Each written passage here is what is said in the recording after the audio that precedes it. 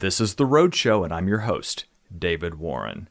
Well, today is Therapy Day with our friend Kim Har, a licensed professional counselor and a licensed marriage and family therapist. Are you ready for today's topic? When family turns into strangers, dealing with estrangement. What a topic. Welcome back, Kim. Hi, David. It's good to be here. Are you ready for this topic today? I'm ready. Are you ready? Think I am. Hopefully, this will be a good, hopeful segment. Well, it's kind of a heavy subject. It is. But it's a subject that I think touches most families. Would you not agree? I do. You know, if estrangement has not happened to you personally, I guarantee that you know somebody it's happened to, whether it's extended family members, friends. It is such a common thing that's happening these days. This would be a great program for someone listening to call a family member or a friend and say, hey, tune into Oasis because they're talking about when family turns into strangers. Again, we're talking about estrangement among family members. Okay, so before we get going, let's start with something on the lighter side. You, my friend, just got back from a vacation with your hubby, Andrew. I did. And you didn't go to Branson or Six Flags or South Padre Island. Where'd you go? I went on my very first cruise. Have you ever been on a cruise? I've never been on a cruise. I had never been on a cruise, and I think I had all these ideas of what it would be like, but we went on a cruise to Alaska. We flew out of Seattle, Washington, because my husband's daughter lives in Seattle, Washington. So we went there and got to spend a few days visiting with her, and then we set sail, and we were on a 7-day cruise. Now, you said set sail, but you mean the big ocean liner cruise, right? Yeah, isn't that what it's called? Well, maybe. I'm clarifying you weren't on a sailboat to Alaska. I wasn't on Gilligan's Island. I wasn't on like a small little ship. Yeah. I was on, I think there was like 5,000 people on this. Wow. It was a huge, it was like a city on the ocean. It was like something I had never seen. Okay, so where in Alaska did you all visit? All right, we went to Juneau. We went to a place called Endicott Arms where we got to see like glaciers. They told us to get up like at 5 a.m. and go outside on the deck. Mm-hmm. And it was so cold. I was all bundled up and we're waiting to see these glaciers. And when you're on one side of the ship, you see one, view. And then on the other side of the ship, you're seeing a different view. So that was like from 5 to 7 in the morning. And my husband was such a good sport because he would have watched it from indoors and I wanted the whole experience. So I went outside, we froze, but it was beautiful. And then we also went halibut fishing, which, I grew up at a fishing camp in Canada, but I had never done halibut fishing. And so we were there with my husband's son and his wife, and we chartered a little boat, and there was 6 of us on this little boat. And they took us out into the middle of the ocean part, and we caught halibut. How big are halibut? I think they get pretty big. Ours, I think the ones I caught were about 13 to 15 pounds.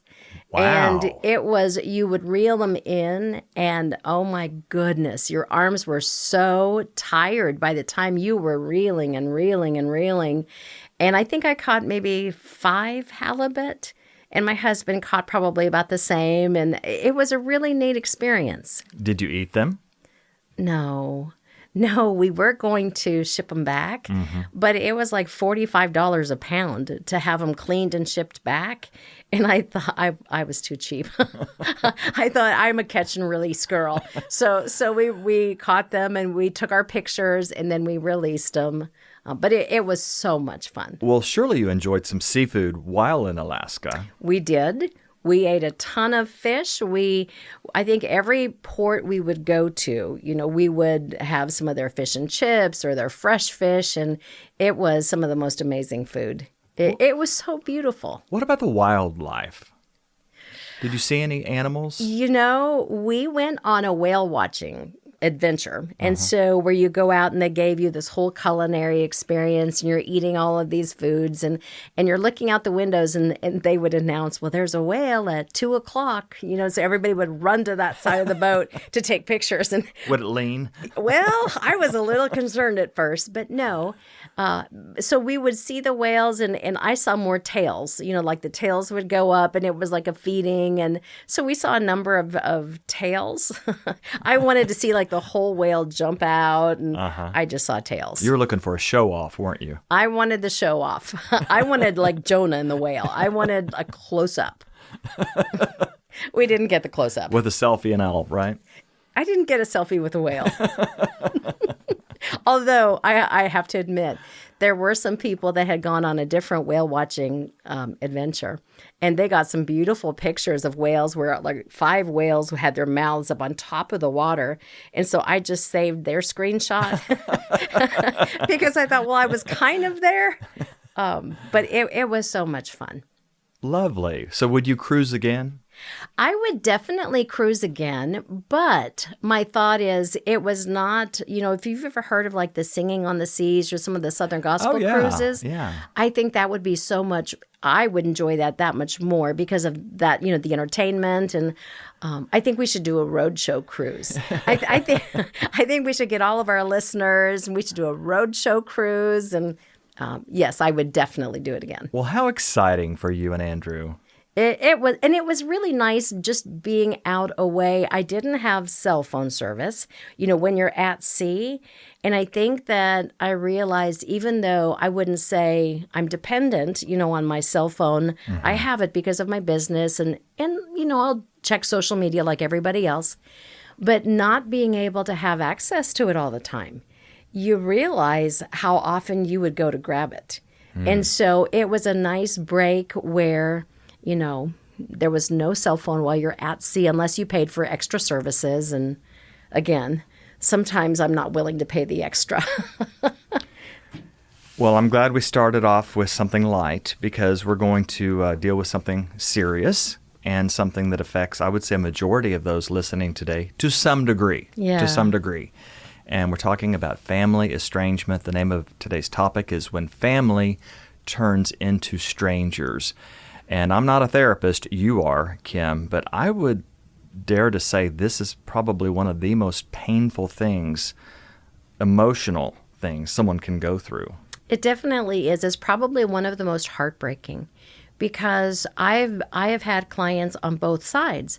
I've had those that have had to do the estranging and set those limits, and then I've had the family that's been on the receiving end of it.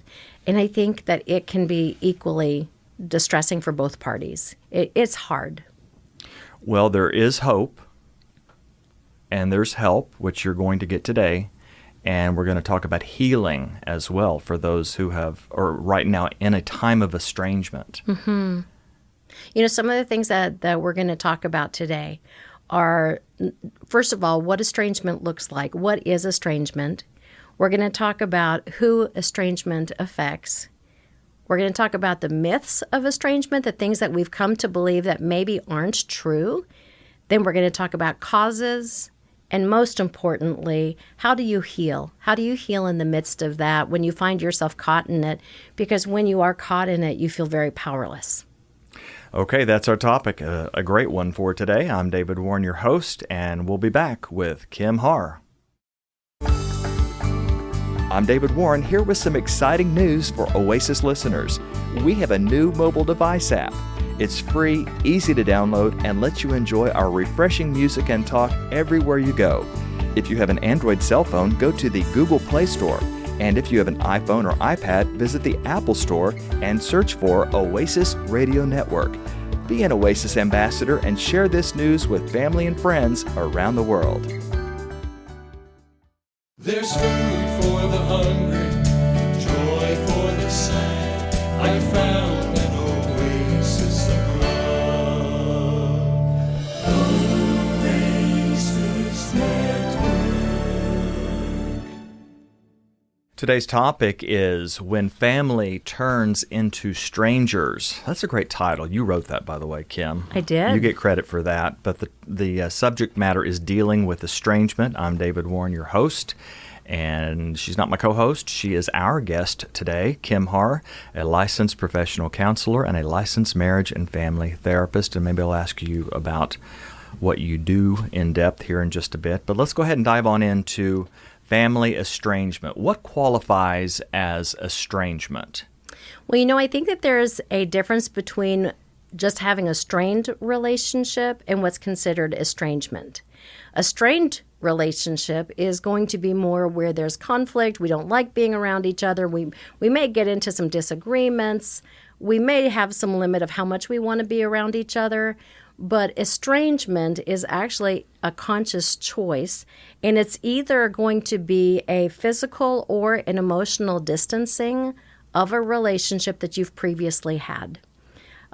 It's not all or nothing, so an estrangement can have little contact, but it can also have some contact or no contact whatsoever. So it could be, I refuse to go to Sunday dinner because my sister is going to be there. Or I will show up, but I'm not going to say a word to my sister while there. That's right. I think the estrangement that most of us think about, though, is the total cutoff. All right. And the total cutoff is where, for either a short period of time, an extended time, or a complete permanent time, that there's no contact. Okay, with just one person or with the whole family? It can be, the dynamics of who it affects. It can be a adult child that cuts off maybe one parent and not the other. It can be a sibling that cuts off another sibling. It can be, it can be parents that cut off an adult child. So there's no cookie cutter. It can affect in a lot of different relationships. Is it more painful being a child that's been cut off from parents, or do you think parents that have been cut off from a child, or is it just pain is pain? Well, there's no pain Olympics. So I think that, we can't speak for anybody's pain, because what's painful to me and what's painful to you, it affects us different, but yet there's very commonalities. I think as a parent, there is the belief of, my kids are going to love me forever. They're going to be in my life forever. So I think as a parent, sometimes there's hopes, dreams you have for your children that make it extremely painful. So I would say it probably is maybe more painful for parents, but again, there's no pain Olympics. It doesn't mean it's not painful for kids. I love that. Where did you hear that? There's no pain Olympics.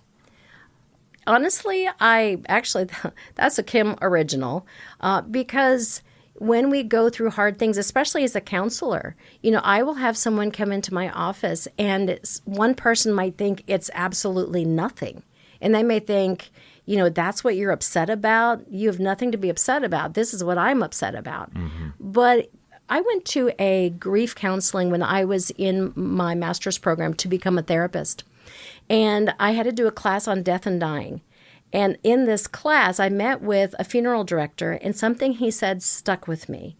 And he said when they do grief classes, even, a lot of times funeral homes or different places will offer grief classes, they typically won't separate, well, if you've just had a miscarriage, or if you've lost a parent, or you've lost a kid, or maybe it's been divorce, or maybe it's been the death of an animal, because the way we relate to different things is so different that even if we went through the exact same thing as somebody else, our pain is still going to be a little bit different.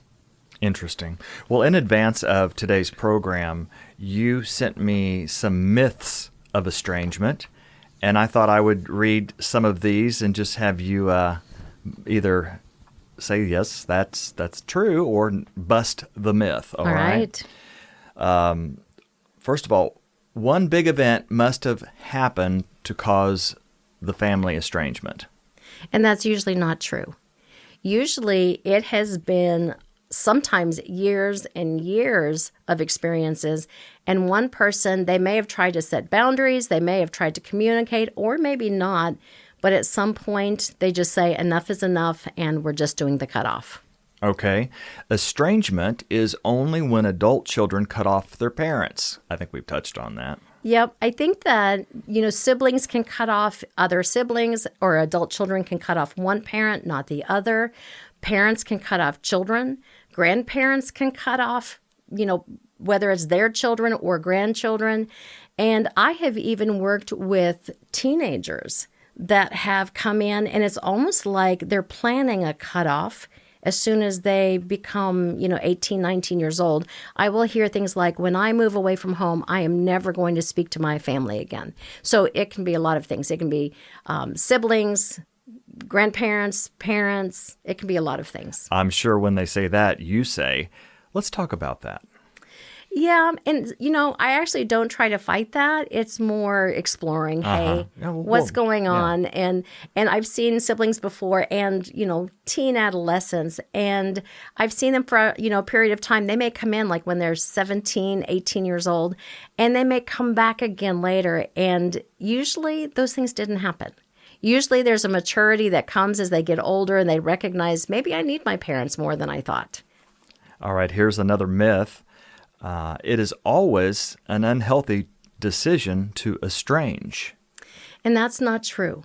Sometimes making the choice to have an estrangement is the healthiest choice you can make. And what I mean by that is, especially in the cases of like substance abuse, untreated mental health, whether it's someone that continues to blow past all of your boundaries and it's causing harm, that's the time when maybe estrangement is the healthiest thing to do. And how do you know when that is? I always encourage people to, before you're actually going to, decide there's going to be an estrangement, I suggest you get really wise counsel. Because I think there's a part of, if I'm going to make the choice to estrange somebody, I need to make sure I'm working through, my issues, getting wise counsel from another side, because there may be some steps that can happen before a total cutoff. Here's a myth: an estrangement will last forever. And that's not true at all. I think that the statistics is that, I want to say, it's like 6% of adults are estranged from moms, 26 are estranged from fathers, but I want to say it's somewhere like 80% of estrangements usually end in reconciliation. And so now it can take time. It's not necessarily going to be overnight, but estrangements can last. I think the statistics are, if you're estranged from a mom, it may be like 5-6 years. Fathers are a little bit longer, and an average estrangement can go, I've read statistics on this, an average estrangement can actually be as long as 9 years. Okay, let's talk about what caused this estrangement in the first place. Root causes. What are some common root causes that make people want to split up? Some of the root causes really is there's a change in the whole family culture. Our society, as society progresses or maybe doesn't progress, there is more of a thought of individualism. We don't think of families as any kind of duties, obligations. We're there for each other. We work through things. There's more of a culture of choose your family. If you don't like the family you have, choose the family you want. And so some of that is a change in culture. Social media sometimes plays into that, because you can post something or read forums on social media that will say things like, hey, cutting off my family was the best thing I've ever done. Or if you write something, they can say, yes, that's the best decision you can make. So there's a change in culture in that. In addition, there are always things like, trauma, childhood wounds, childhood hurts that haven't been dealt with. But even with that, there's a culture right now of so much is considered trauma. And trauma has become a little bit of a buzzword. Mm-hmm. Now, there is childhood trauma, and there are reasons for estrangement. I don't want to discount that, because there absolutely are. But a lot of people will say trauma or a toxic parent is somebody that doesn't agree with me, or a parent that challenges me, or they'll say I was traumatized by my parents because They took me to church. I'm nodding on radio here because I have a friend who likes to use the term toxic to define other people whom she doesn't care for. and I wonder, are they really toxic, or do you just not care for them as an individual? I think that the way people describe that is, if it's toxic, there needs to be, okay, what is toxic? Exactly. So I'm not just going to throw out a buzzword. And I get that a little bit as a therapist. A lot of times people will come into my counseling room and they will throw out diagnoses. And they will say things like, well, my parent is a narcissist, or so-and-so is borderline personality disorder. And as a therapist, when somebody comes to me, and I'm only hearing one side of it. So they're going to be giving me their side of how they were hurt, how they were harmed, but I'm not hearing the other side of it. And so it can be an unbalanced it can be an unbalanced view of really being able to explore those things in a healthy, responsible way, and not just take what someone is saying as everything is toxic and everything is trauma. In the notes that you sent me in advance, you used a word called triangulation. Triangulation. Tell us what that means. Triangulation can be when someone who it can be on either side. If I'm the one who has called for the estrangement, I can actually try and triangulate like maybe a sibling. I can triangulate and I can speak bad about our parents. I can try and get them to give a message to my parents because I don't want to speak with them. It can be a triangulation between husband and wife.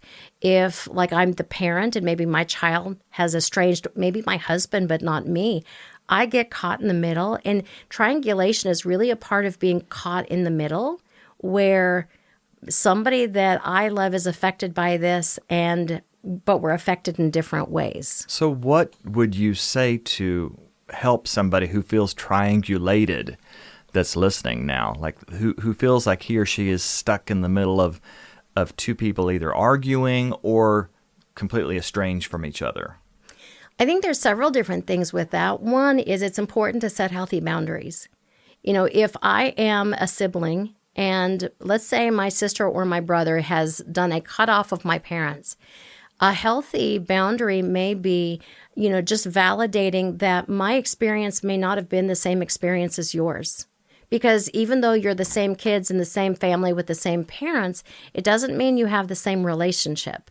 And so I don't have to try and convince my sibling what they're doing is right or wrong, but I also can limit and ask, what, I actually don't want to be a part of hearing the negativity of what's going on. It's important with husbands and wives, and I think that this is a real opportunity for triangulation and conflict, is if you are one parent and your child has estranged you and cut you off, or they've estranged your partner, okay, now how do I handle that if I still want a relationship with my child? Do I say, if you're not going to talk to the other parent, you can't talk to me? Or am I going to keep that communication open? And I think that there's no cookie cutter answer to that. The most important thing is you and your spouse coming together and talking about, how do we want to do this in a healthy manner? Do not sneak around each other.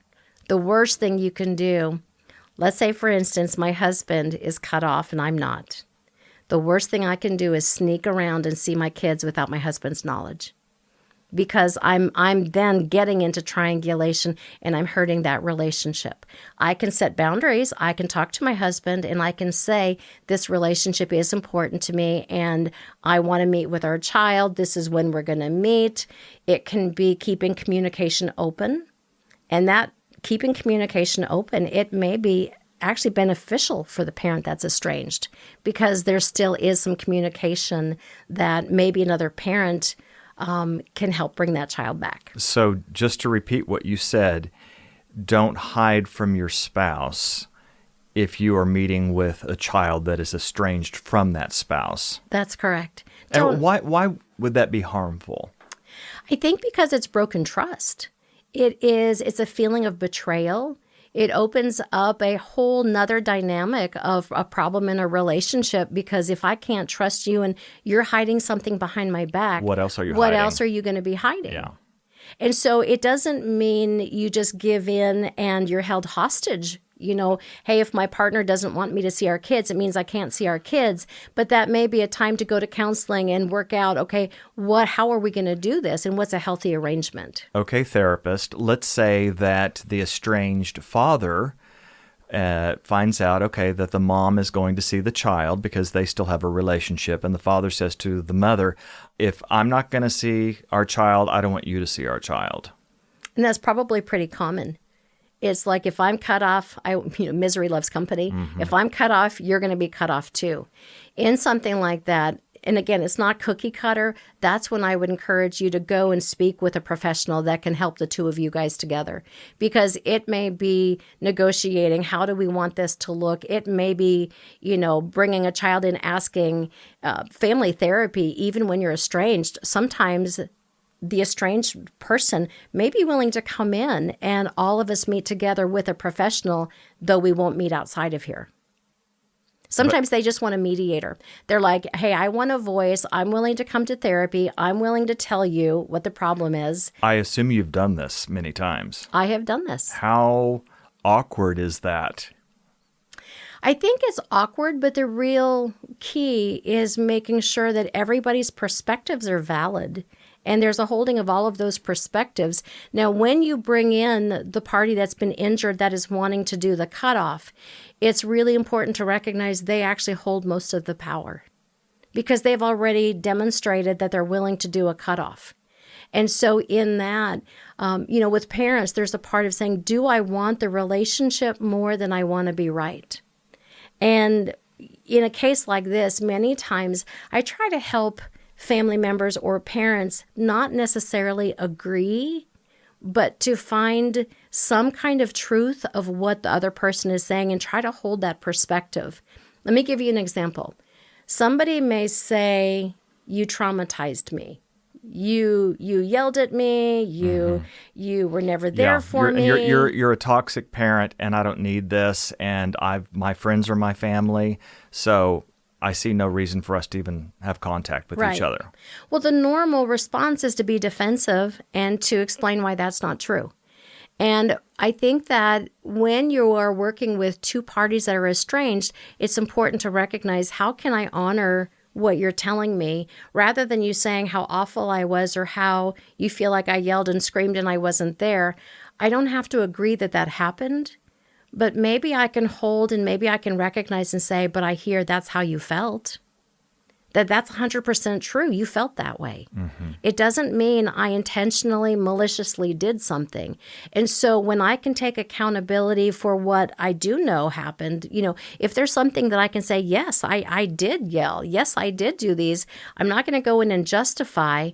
But sometimes when I disagree with you, it's just being able to hold the truth that if you say, I hurt you, I'm not going to argue why I didn't hurt you or why it wasn't my intention. I'm actually going to hold the truth that you say I hurt you, that means you were hurt by me.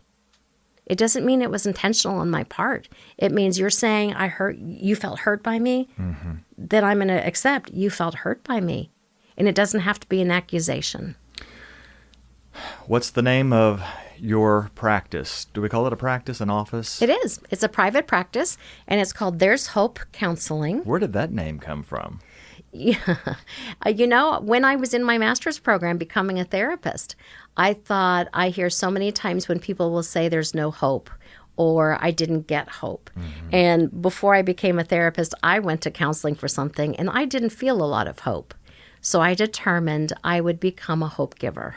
So that's where There's Hope Counseling came from. Well, we're giving a lot of that today, as well as help during this specific on-air therapy session. And, the best way to not be estranged is to have a healthy relationship with your family members. So let's get some tips from you, some great advice, I should say. And you're going to share strategies when we come back. And these are strategies to help us to avoid estrangement in the first place. I'm David Warren. Kim Harr and I will be back after this. I'm I'm Karen Jensen Salisbury, one of the hosts you hear on the Oasis Network Roadshow. For 35 years, this 1 hour of the day has inspired and motivated you, our listeners, with thousands of stories of people whose lives demonstrate the truth that with God, all things are possible. It's an hour that you should make a part of your day, Monday through Friday, starting at 1 p.m. Eastern, 12 noon Central. The Roadshow, an Oasis Network presentation. On today's program, we're talking about when family turns into strangers, dealing with estrangement. I am David Warren, your host, talking with I say our, for all of our Oasis family. She's our licensed professional counselor and licensed marriage and family therapist, and we're having a great session today talking about this very important and interesting topic. And something that comes to mind. Well, first of all, before I dive in, because what I want to ask about is like some more of the root causes of estrangement, and some can be religion, like the way you raised me, and I don't believe like that anymore. That's right. Or you're a Democrat, I'm a Republican. That's a big one. And so, okay, so let's just put that there on the burner for a second. But tell us your background in psychotherapy. I always want people to know how talented and trained you are in this area. Sure. I have got 17 years of experience as a licensed marriage and family therapist and a licensed professional counselor. And to do that, I went through a master's program. So I did my bachelor's, I did my master's, and then I did 3,000 clinical hours where I would take my cases to a supervisor. They would look over my cases. And so it was kind of almost like an internship as you're learning to be a therapist. And then I became on my own as a licensed private practitioner. And for more information on Kim Har, you can visit her website, there'shopehere.com. There'shopehere.com. So we're talking about family estrangement. And before we talk about avoiding it, let's kind of talk more about some of the causes, or Sure. What are some of the most common ways that families have fallings out? Some of it is a lack of parents not wanting or recognizing their kids' individuation as adults. And like you mentioned earlier, in other words, you're not a mini me, and I want That's you. right. I want you to go to the same kind of church I raised That's you right. in. I want you to vote the way I do. I want you to think about things the way I do. And it can be a belief of our kids are an extension of us, and so they represent us. And that can be a really big thing. I think that you will see this in ways like political. It can be one likes this, candidate that's running for president, one likes this one. It can be churches, especially nowadays. It is, when we grew up, we went to church Sunday morning, Sunday night, Wednesday night, all the time. And it may be the choice of churches someone's going to, how often they go to church. If they're raising grandchildren, in parenting styles is a big one that families will disagree over. Kids will feel like their parents are very critical of them. And so they finally just say, enough is enough. I'm out of here. Yeah, so I think that there's a part of a parent can try to manipulate a child's life and not recognize it comes across as manipulating. And sometimes a child doesn't tell the parent this is feeling manipulating. So there's a lack of communication. It turns into conflict. And then all of a sudden we're blindsided by estrangement. So do you feel like it's only fair to approach the subject before you estrange from the family member? I think it's important to try and have conversations about what the problems are as they're happening and be setting healthy boundaries in place. And if those boundaries are blown through, other things are things like substance abuse. Well, that's probably a really good reason for estrangement because substance abuse is going to be affecting the entire family. It can be untreated mental diagnoses. So there are things that maybe aren't even necessarily someone's fault, but it still affects the other person. Mm-hmm. And sometimes in estrangement, one of the myths we talked about is that it's always an easy decision is the myth, when the truth is sometimes it can be a really painful decision, but by calling an estrangement, it's my only way to protect my heart. It's the only way to protect myself. Remarriage is another big one. Divorce and remarriage. Oh, yeah. When Step parents. Yes. Well, and when a family divorces, especially when a child is younger, if there's any kind of parental alienation where a child sides with one parent or the other, and then they become adults and they realize, hey, there was two sides to this, and they may feel like one parent has kept them away from the other parent, it can backfire. It can be remarriage, bringing new family members in and expecting us to be the Brady Bunch. That's something that when I remarried. I was going to say, you are the Brady Bunch. I am. My husband and I, we remarried 5 years ago, or we married each other for the first time 5 years ago. But we blended two families of adult children. And he had 3 and 1 is married. I had 4 and 3 are married. So we've blended 11 adult children together.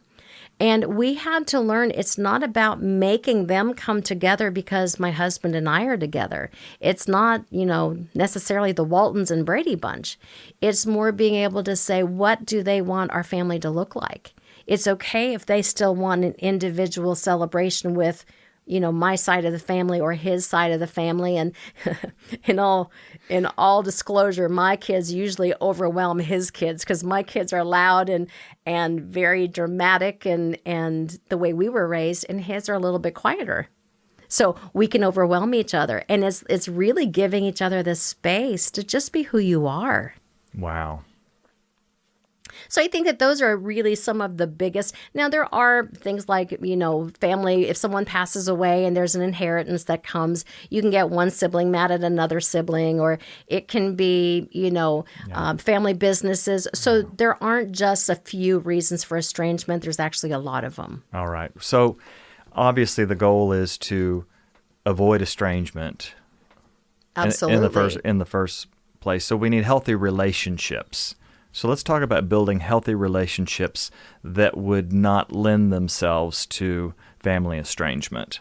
I think the biggest part of that is, we touched on that a little bit, is as a parent, we need to allow our kids to individuate and become the adults that they want to become.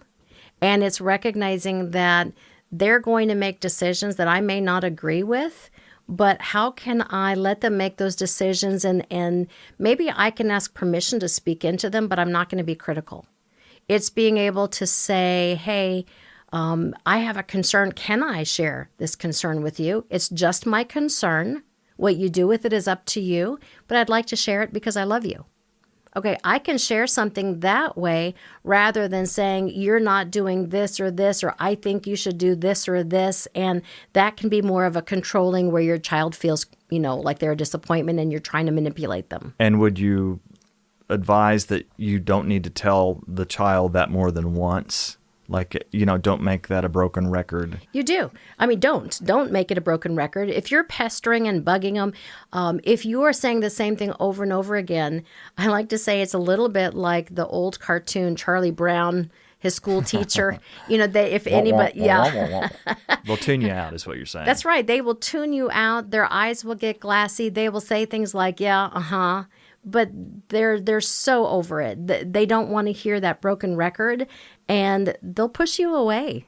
They'll stop talking to you. They will stop asking you your opinion. And this is a part, to have a healthy relationship, especially as our kids get older. It's hard to see them as adults because they're our kids. But in recognizing that these are my kids, but they're adults, and they're the ones that are responsible for their decisions. I had my chance. I got to make my choices in how I wanted to raise my kids. I had my choices in who I wanted to marry. I've made my choices. So my goal, and I use this illustration, as parents, in the very beginning when our kids are little, we are like that bowling ball apparatus that you put in the middle of the bowling lane. And, you put the bowling ball on the apparatus, and all your little kid has to do is just kind of aim it and let the ball go, and they're guaranteed a strike. But as they get older, maybe middle school years, we are more their bumper pads. They're going to make more, have more freedom, make more choices, but we're their bumper pads, so they're not going to get gutter balls. As our kids individuate and they become adults, we're not in that lane anymore. we become in that bowling lane that's next to theirs. And we're there if they ask for guidance. We're there to support them, but we've got to be invited into their lane. All right, so just quickly, because I want to get help if there has been an estrangement, your advice, but it's just so open communication, and if there's something that concerns me that you're doing as my child, as my adult child, let's say, then I say, is it okay if I share some thoughts I have about, church attendance or would you politics? be open? Would you be open to my opinion? It's just my opinion, but I'd like to give it, and what you do with it's up to you. And if I, as the adult child, say, well, I really don't want to go down that lane, then I respect that. Okay. Then I need to know when I need to back off and how I need to allow you that space, because the more I can do that, I'm showing my child that I respect them. I'm showing them that I'm there for them. They can come and ask me, but I'm not overtaking them. And you've planted the idea in the adult child that there is something that the parent does want to share if and when the adult child is ready to hear it. Sometimes also coming at things with a curiosity. If a child says something that you're like, oh my goodness, I don't agree with that, rather than forcing my opinion, because not everybody wants your opinion, it's really asking questions like, how did you come to that decision? What does it mean to you? So I'm coming with curiosity, not with judgment. And I mean, here's an obvious one, but folks, if you know your child attends a different kind of church that you do as an adult, or votes differently than you do, don't bring it up at the table. No, never humiliate. Or don't be ray-rahing your type of belief or your political beliefs at the table when you know that's a burr under the saddle of especially a child. That's right. As parents, when our kids are young, it's our job to train them. I heard the other day a great analogy. I forget who said it, but they said when our kids are in the home with us when they're little, it's almost like an internship. So that when they get older and they individuate and begin their own families, that's when they're really beginning to live. So we are that training ground. What they do with that, they're going to make their own mistakes. They're going to make their own decisions, but we need to give them that space. Okay, before we take our final break, give us some strategies if an estrangement has taken place. Okay, let's start with if I'm the one who cut off the relationship. I initiated the estrangement. If you initiate the estrangement, I always say start out small with small boundaries in place. And what I mean by that is before you do a complete cutoff, it may be, let's say you've got your children, you're going to your parents' house, they want to take your grandkids somewhere, you've said no. If a parent will undermine you and tell the kid, well, I wanted to take you, but your mom or your dad said no. And if you feel like you're being undermined, have a conversation with your parents, set a boundary and say, you know what, if you choose to do this, we're not going to bring the kids over, or we're not going to do this. So begin with small boundaries first. And if there's boundary violations, because there are boundary resistant people, then work your way towards a complete cutoff if that's what you need. I always say explore it in counseling first. Talk to somebody that's got some wisdom. Maybe consider family therapy. It may be saying, you know what, I'm not willing to talk to you outside of therapy, but if you're willing to come with me, I'm willing to really talk about this issue with the mediation of someone else. You might consider, if you do a cutoff, write a letter to your whoever it is, whether it's a sibling, whether it's a parent, write a letter maybe explaining why the cutoff, even if you're cutting it off, because maybe they can take that with them to a professional themselves. Good suggestion. And that way that professional says, hey, these are the things that we can work on. What if I'm the person that was cut off? I was estranged. If you're that person, I think the very first thing is give the family member that has done the cutoff, give them some space. Because obviously they don't feel heard, they don't feel listened to, they don't feel emotionally safe. So if you're pestering them and you're bugging them, you are just... Like, why did you do this to me? Why aren't you talking to me? Right. All you're going to do is you're going to make the estrangement worse. You definitely don't want to try and do like an emotional manipulation, like, well, of all the things I've done for you, how could you do this to me? And remember when I did this? Or manipulation can be things like saying, well, at least I hear that I hurt you in this way, but at least you didn't have, a father that was an alcoholic and beat you. And that may be something like a parent says of their parent. So it minimizes a child's experience. So at least you didn't have it as bad as me. I'm actually minimizing their experience. So I need to give them space. I need to not defend. And that's such a natural response when things are said, because there will be hurtful accusations that are made that pierce your heart. And we want to come back, that knee-jerk reaction and tell them why they're wrong or why that wasn't our intention. And we need to just listen and sometimes just hold that and leave and say, you know what, hey, I'd like to think about that. Can we talk about it at a later date? Don't have a knee-jerk reaction. You want to reach out to your kids, let them know you're there to support them, but then back off. Give them the space that they're asking for. And it may be that initially, if someone has cut you off, it may initially be where you wait a month and you send a short, maybe a short text or a short phone call message saying, hey, just wanted to know, if we could meet somewhere, if we could meet with maybe a professional. If they don't respond, don't text them again. Don't call them again. Don't pester. Maybe wait 3 or 4 months. And it may be just checking in, saying, hey, just checking in. I hadn't heard from you. Wanted to see if you had any response, but make it short and sweet. Mm-hmm. If you're still Don't go into anything with some long text about the past and issues. Don't send stories that say, I was thinking about you today when you were a little child and you did this and it made me smile, and because that feels very manipulative. Uh-huh. So if they continue to not respond, you know what? It may be waiting a year. And then it may be sending just whether a text or a card on a birthday saying, hey, just want you to know I'm here and I love you.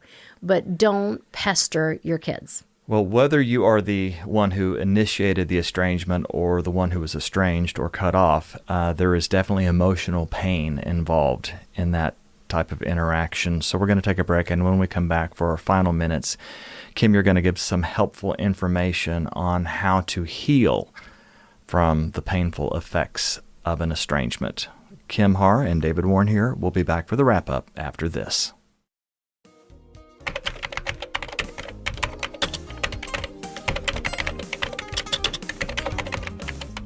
I'm David Warren, Program Director at Oasis Radio Network and one of the hosts of this podcast. All of our hosts enjoy hearing from you, our listening family, so drop us a note. Our email address is roadshow@oasisnetwork.org. Be sure to subscribe to the podcast and you'll receive new episodes on your mobile devices. And now, back to the show. Well, this has been an interesting hour. Would you not agree, Kim Har? I would agree, David. What an interesting and important subject we have covered today.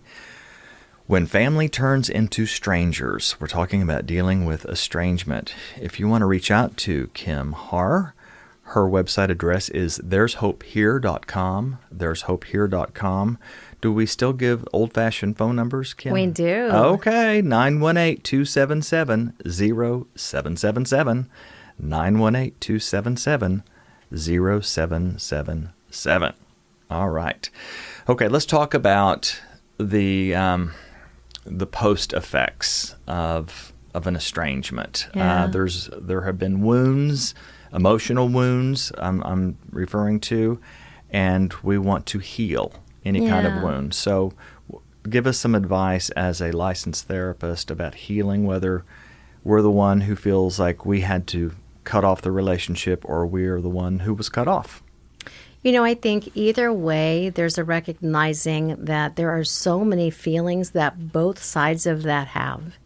And part of the healing is if you're the one that had to initiate the cutoff, there's a part of recognizing some of the feelings that you're probably going to be hit with is you can feel very blamed. You can feel guilty. You can feel like, gosh, I'm not a very good kid. You can feel sad, anger, grief. And you can feel judged by other people. When we were talking about triangulation, our friendships can change because we can be judged by people as, being an entitled child or a bad parent or, so I think there's a part of just recognizing that there's a lot of grieving that's going to come from that. And that's not just a quick fix. So allow yourself those emotions and, not to belabor the point, but sometimes working with a professional can help with that. I think that also recognizing that even though it was a hard thing, if you're the one that had to do the cutoff, it doesn't mean that it was the wrong thing. It also doesn't mean it has to be the final thing. So there's a part of being able to say, you know what, this is what, is healthiest in this moment, but it doesn't mean it has to be forever. So give yourself that hope that things can change. Be willing to reevaluate the relationship. It may be give it a bit of time and try to reach out, set healthy boundaries, but maybe reevaluate that because people do change. People want to change. People do change. Sometimes they don't, but it's worth a reevaluation. I like to say, bless, don't blame. Even though you may have had to do a cutoff, don't allow anger and bitterness to take root in your heart. Don't do things like go on social media and announce to everybody how terrible this person was and humiliate somebody.